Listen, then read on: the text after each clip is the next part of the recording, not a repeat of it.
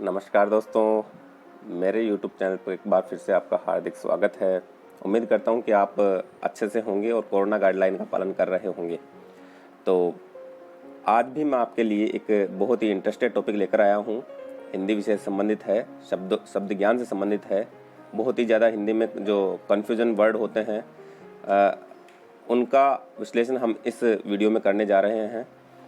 तो आप लगातार मेरे साथ बने रहिए, बिना स्किप किए आप पूरा वीडियो देखें, तभी जाकर जो टॉपिक है वो अच्छे से समझ में आएगा।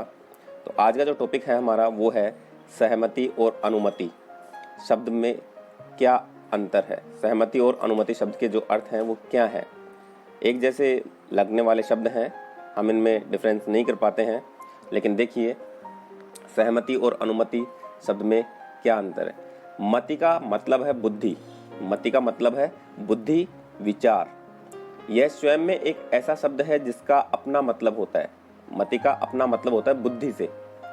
अब इसमें आगे या पीछे कुछ शब्द जोड़ दिए जाएं तो इसका मतलब बदल जाता है।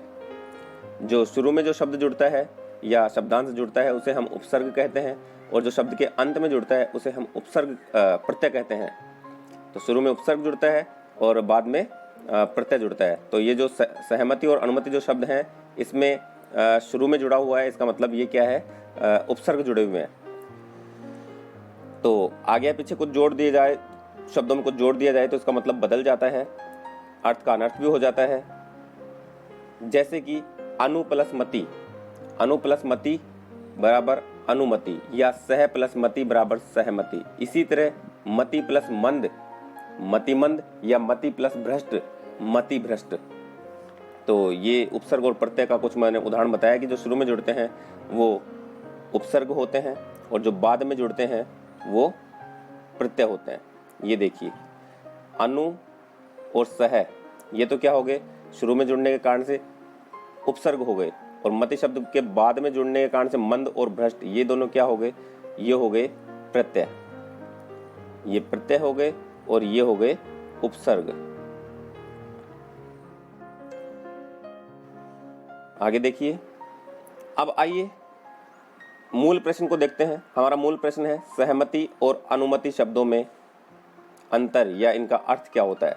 सह का प्रयोग साथ के लिए होता है, सह का प्रयोग साथ के लिए होता है जब किसी गोष्ठी में कई सारे लोग चर्चा कर रहे हों और किसी प्रश्न या समस्या का हल निकालना हो, तब किसी निर्णय पर लोग अपने अपने विचार देते हैं, फिर बहस होती है, तर्क वितर्क होता है और एक ऐसा हल निकाला जाता है जिससे सबके विचार एक हों, यानी सबकी मति स्वीकृत कर ले, तब उस निर्णय को सहमति से लिया गया निर्णय कहेंगे। जब कहीं किसी विचार पर, किसी बात पर मतभेद हो रहा हो तो बहुत सारे लोगों को इकट्ठा करके उसके ऊपर उनकी राय ली जाती है, एक राय निश्चित की जाती है, सहमति उसे ही कहा गया है। ऐसा विचार या निर्णय जिसमें सब लोग राजी हों सहमति कहलाता है। ऐसा विचार या निर्णय जिसमें सब लोग राजी हों सहमति कहलाता है। या फिर हम कह सकते हैं कि बहुमत के आधार पर भी हम इसका अर्थ लगा सकते हैं। जैसे लोकसभा, राज्यसभा में बहुत सारे सांसद वगैरह होते हैं, विधायक वगैरह होते हैं, तो वहाँ पर किसी मुद्दे पर एक राय नहीं हो पाती है, लेकिन हम जो बहुमत में जो विचार आता है उसी को ले लेते हैं और उसी को हम क्या कह देते हैं, सहमति। अनुमति भी इससे काफ़ी मिलता जुलता है, लेकिन यहाँ चर्चा या बहस की गुंजाइश नहीं होती। किसी काम को करने के लिए किसी जिम्मेदार व्यक्ति की अगर आज्ञा लेनी पड़ती है या किसी गोष्ठी, समाज या दूसरी किसी इकाई से आज्ञा लेनी पड़ती है, उसे अनुमति कहते हैं। जैसे शादी करने के लिए माँ पापा की अनुमति लेनी पड़ती है, लेकिन घर का खर्च चलाने और किसी कीमती सामान को लाने से पहले मियाँ बीवी की सहमति होनी चाहिए। तो आपके समझ में आ गया होगा कि अनुमति और सहमति में क्या अंतर है। सहमति दो या दो से अधिक व्यक्तियों के बीच में ही बनती है, अतः यह बहुवचन की तरफ इशारा करता है।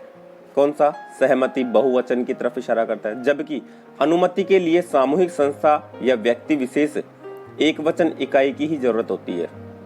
किसी एक व्यक्ति से हम अनुमति ले लेते हैं, जैसे टीचर से अनुमति ले लेते हैं क्लास में बाहर जाने के लिए, अंदर आने के लिए, तो वो होती है अनुमति, ना कि सहमति।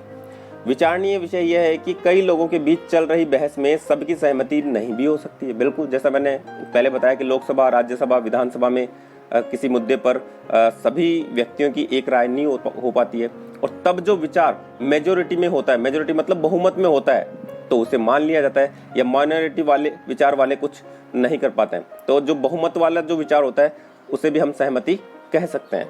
संसद में बहस के बाद जो निर्णय लिए जाते हैं वे पूर्ण सहमति से नहीं लिए जाते हैं, पूर्ण सहमति से नहीं होते हैं, लेकिन मेजोरिटी मतलब बहुमत जब बिल पास कर देती है तब वह मान्य हो जाता है।